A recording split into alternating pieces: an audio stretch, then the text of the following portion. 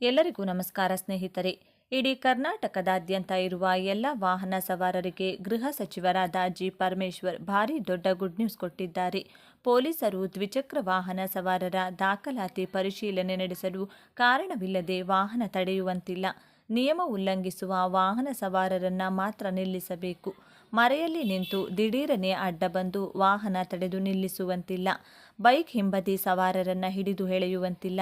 ವಾಹನಗಳ ಕೀ ತೆಗೆದುಕೊಳ್ಳುವಂತಿಲ್ಲ ಎಂದು ಕಟ್ಟುನಿಟ್ಟಿನ ಸೂಚನೆ ನೀಡಲಾಗಿದೆ.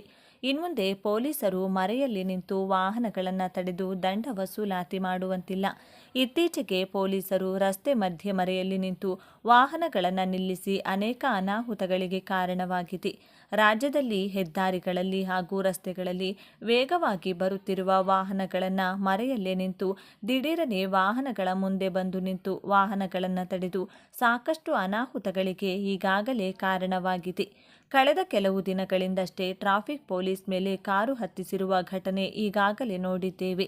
ಹೀಗೆ ವೇಗವಾಗಿ ಬರುತ್ತಿರುವ ವಾಹನಗಳನ್ನು ಇನ್ಮುಂದೆ ಯಾವುದೇ ಟ್ರಾಫಿಕ್ ಪೊಲೀಸರು ತಡೆಗಟ್ಟುವಂತಿಲ್ಲ ಎಂದು ಜಿ ಪರಮೇಶ್ವರ್ ಎಲ್ಲ ಪೊಲೀಸರಿಗೆ ಎಚ್ಚರಿಕೆಯನ್ನು ನೀಡಿದ್ದಾರೆ ಹಾಗೂ ಹೊಸ ನಿಯಮಗಳನ್ನು ಕೂಡ ಘೋಷಿಸಿದ್ದಾರೆ.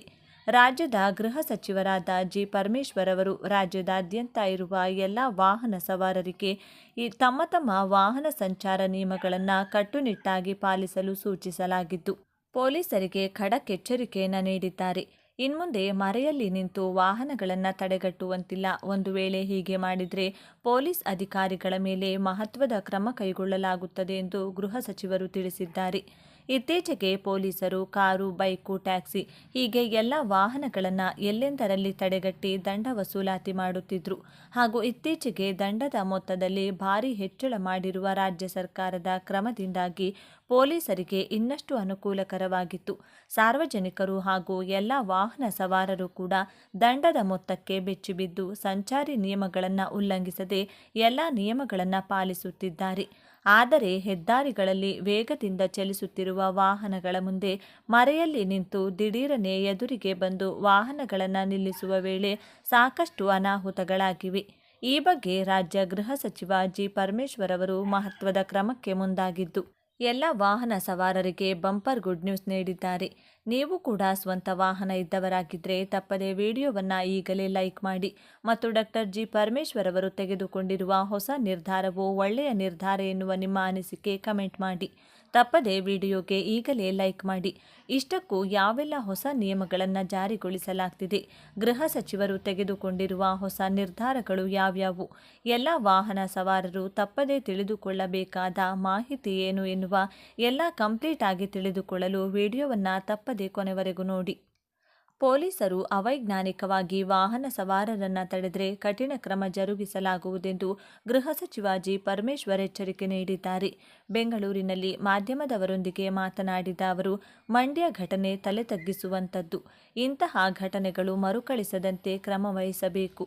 ಘಟನೆಗೆ ಸಂಬಂಧಿಸಿ ಈಗಾಗಲೇ 3 ಪೊಲೀಸರನ್ನ ಅಮಾನತು ಮಾಡಲಾಗಿದೆ ಎಂದು ತಿಳಿಸಿದ್ದಾರೆ. ಮರೆಯಲ್ಲಿ ನಿಂತು ಜೋರಾಗಿ ಬರುವ ವಾಹನಗಳನ್ನು ಏಕಾಏಕಿ ತಡೆಯುವುದರಿಂದ ಇಂತಹ ಘಟನೆಗಳು ಸಂಭವಿಸುತ್ತವೆ. ಪೊಲೀಸರ ಈ ರೀತಿಯ ವರ್ತನೆ ಸಹಿಸಲಾಗದು. ವಾಹನ ತಪಾಸಣೆಗೆ ಒಂದು ಪದ್ಧತಿ ಇದೆ, ಅದರಂತೆ ನಡೆದುಕೊಳ್ಳಬೇಕು. ಇನ್ಮುಂದೆ ಯಾರೂ ಕೂಡ ಅನಗತ್ಯವಾಗಿ ವಾಹನಗಳನ್ನು ತಡೆಯಬಾರದೆಂದು ಹೇಳಿದ್ದಾರೆ. ಹೆಲ್ಮೆಟ್ ಧರಿಸದೆ ವಾಹನ ಚಾಲನೆ ಮಾಡಿದವರ ವಿರುದ್ಧ ನಿಯಮಾನುಸಾರ ಕ್ರಮ ತೆಗೆದುಕೊಳ್ಳಬೇಕು. ಜೊತೆಗೆ ವಾಹನ ಸವಾರರಿಗೆ ಜಾಗೃತಿ ಮೂಡಿಸಬೇಕು. ಅದನ್ನು ಬಿಟ್ಟು ಜೋರಾಗಿ ಚಾಲನೆ ಮಾಡುವಾಗ ದಿಢೀರೆಂದು ವಾಹನ ತಡೆಯುವ ಪ್ರವೃತ್ತಿಯನ್ನು ಪೊಲೀಸರು ಬಿಡಬೇಕು ಎಂದು ಪರಮೇಶ್ವರ್ ತಾಕೀತು ಮಾಡಿದ್ದಾರೆ. ರಾಜ್ಯದಲ್ಲಿ ಕಾನೂನು ಸುವ್ಯವಸ್ಥೆ ಕುರಿತು ಪರಿಶೀಲಿಸಲು ಪೊಲೀಸ್ ಅಧಿಕಾರಿಗಳ ಸಭೆ ಕರೆಯಲಾಗಿದೆ. ಸಭೆಯಲ್ಲಿ ಮಂಡ್ಯ ಘಟನೆ ಕುರಿತಾಗಿಯೂ ಪ್ರಸ್ತಾಪಿಸಲಾಗುವುದು. ಪೊಲೀಸರು ಮಾನವೀಯತೆ, ಸ್ವಂತಿಕೆ ಪ್ರದರ್ಶಿಸಿದರೆ ಬಾಲಕಿಯ ಸಾವಾಗುತ್ತಿರಲಿಲ್ಲ. ಪೊಲೀಸರು ಪೋಷಕರ ಜೊತೆ ಸರಿಯಾಗಿ ನಡೆದುಕೊಳ್ಳಲಿಲ್ಲ. ಇನ್ಮುಂದೆ ತಮ್ಮ ಪ್ರವೃತ್ತಿ ಬದಲಿಸಿಕೊಳ್ಳುವಂತೆ ಎಚ್ಚರಿಕೆ ನೀಡಲಾಗುವುದೆಂದು ಪರಮೇಶ್ವರ್ ಹೇಳಿದ್ದಾರೆ. ಬಿಪಿಎಲ್ ಮತ್ತು ಅಂತ್ಯೋದಯ ರೇಷನ್ ಕಾರ್ಡ್ ಇದ್ದವರಿಗೆ ಕೇಂದ್ರ ಸರ್ಕಾರದಿಂದ ಗುಡ್ ನ್ಯೂಸ್. ಪಡಿತರ ಚೀಟಿಗಳಲ್ಲಿ ಹಲವು ವಿಧಗಳಿದ್ದು, ಈ ಪೈಕಿ ಬಿಪಿಎಲ್ ಪಡಿತರ ಚೀಟಿದಾರರಿಗೆ ಉಚಿತ ಪಡಿತರ ಸೇರಿದಂತೆ ಹೆಚ್ಚು ಸರ್ಕಾರಿ ಸೌಲಭ್ಯಗಳನ್ನು ನೀಡಲಾಗ್ತದೆ. ಯಾಕಂದರೆ ಇವರು ಅತ್ಯಂತ ಕಡು ಬಡವರಾಗಿರುತ್ತಾರೆ.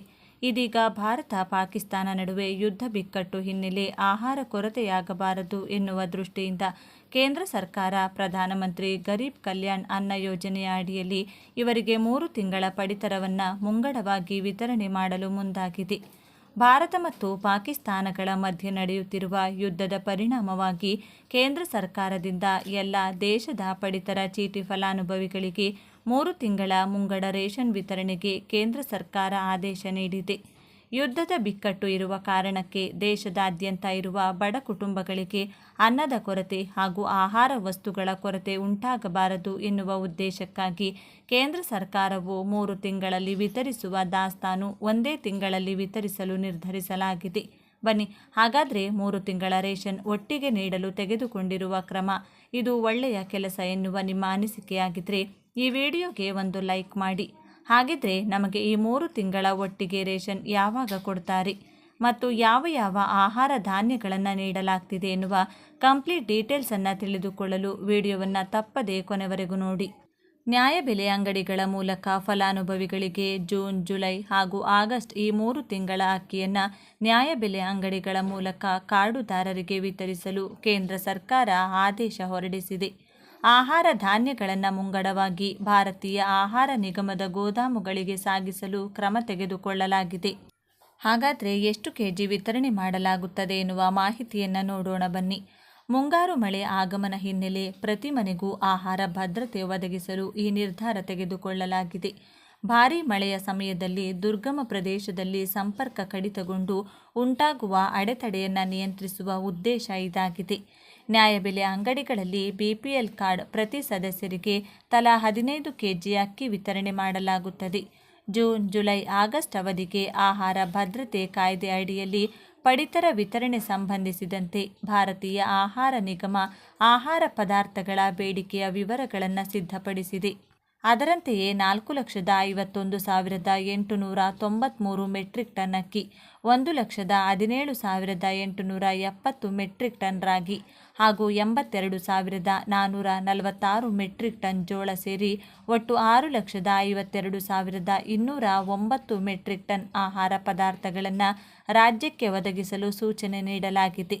ಇದೀಗ ಕೇಂದ್ರ ಸರ್ಕಾರ ಮುಂಗಡವಾಗಿ 3 ತಿಂಗಳಿಗೆ ಒಟ್ಟು 6,52,209 ಮೆಟ್ರಿಕ್ ಟನ್ ಆಹಾರ ಪದಾರ್ಥಗಳನ್ನು ಗೋದಾಮುಗಳಿಗೆ ಸಾಗಿಸಲು ಕ್ರಮ ಕೈಗೊಂಡರೆ ರಾಜ್ಯ ಸರ್ಕಾರ ಸಹ ಅಷ್ಟೇ ಪ್ರಮಾಣದ ಆಹಾರ ಪದಾರ್ಥಗಳನ್ನು ಸಂಗ್ರಹ ಮಾಡಬೇಕಾಗುತ್ತದೆ. ಕೇಂದ್ರ ಸರ್ಕಾರ ಮುಂಗಡವಾಗಿ ಆಹಾರ ಧಾನ್ಯ ವಿತರಿಸುತ್ತಿದ್ದು ರಾಜ್ಯದ ಪಾಲು ತಲಾ 5 ಕೆಜಿ ಅಕ್ಕಿ ವಿತರಿಸಲಾಗುತ್ತದೆ ಎಂಬುದು ಸ್ಪಷ್ಟವಾಗಿಲ್ಲ. ಒಂದು ವೇಳೆ ಕೇಂದ್ರದ ಸೂಚನೆಯಂತೆ ರಾಜ್ಯ ಸರ್ಕಾರವು ನಿರ್ಧರಿಸಿದ್ದಲ್ಲಿ ಬಿಪಿಎಲ್ ಕಾರ್ಡ್ ಸದಸ್ಯರಿಗೆ ತಲಾ 10 ಕೆಜಿ ಧಾನ್ಯದಂತೆ 3 ತಿಂಗಳಿಗೆ 30 ಕೆಜಿ ಧಾನ್ಯ ವಿತರಣೆ ಮಾಡಲಾಗುತ್ತದೆ. ಈಗಾಗಲೇ ರಾಜ್ಯದಲ್ಲಿ ನಕಲಿ ದಾಖಲೆ ಸೃಷ್ಟಿಸಿ ಪಡೆದಂತಹ ಬಿಪಿಎಲ್ ಕಾರ್ಡ್ಗಳನ್ನು ರದ್ದು ಮಾಡಿ ಅಂತಹವರನ್ನು ಎಪಿಎಲ್ಗೆ ವರ್ಗಾಯಿಸುವ ಕೆಲಸವನ್ನು ಕರ್ನಾಟಕದಲ್ಲಿ ಮಾಡುವ ಕೆಲಸ ಮಾಡುತ್ತಿತ್ತು. ಅಲ್ಲದೆ ಫಲಾನುಭವಿಗಳ ಕಾರ್ಡ್ಗಳನ್ನು ಕೂಡ ರದ್ದು ಮಾಡಿದ್ದಾರೆ ಎನ್ನುವ ಆರೋಪ ಕೇಳಿಬಂದಿತ್ತು. ಬಳಿಕ ಎಚ್ಚೆತ್ತ ಸರ್ಕಾರ ಫಲಾನುಭವಿಗಳಿಗೆ ಮತ್ತೆ ಬಿಪಿಎಲ್ ಕಾರ್ಡ್ ಒದಗಿಸಿ ಅವರಿಗೆ ಸಿಗಬೇಕಾದ ಪಡಿತರವನ್ನು ನೀಡಲಾಗುತ್ತದೆ ಎಂದು ಹೇಳಿತ್ತು. ಒಟ್ಟಿನಲ್ಲಿ ಫಲಾನುಭವಿಗಳಲ್ಲದವರ ಬಳಿ ಇದ್ದ ಬಿಪಿಎಲ್ ಕಾರ್ಡ್ ರದ್ದುಪಡಿಸಿದ್ದರಿಂದ ಫಲಾನುಭವಿಗಳಿಗೆ ತುಂಬ ಅನುಕೂಲ ಆದಂತಾಗಿದೆ.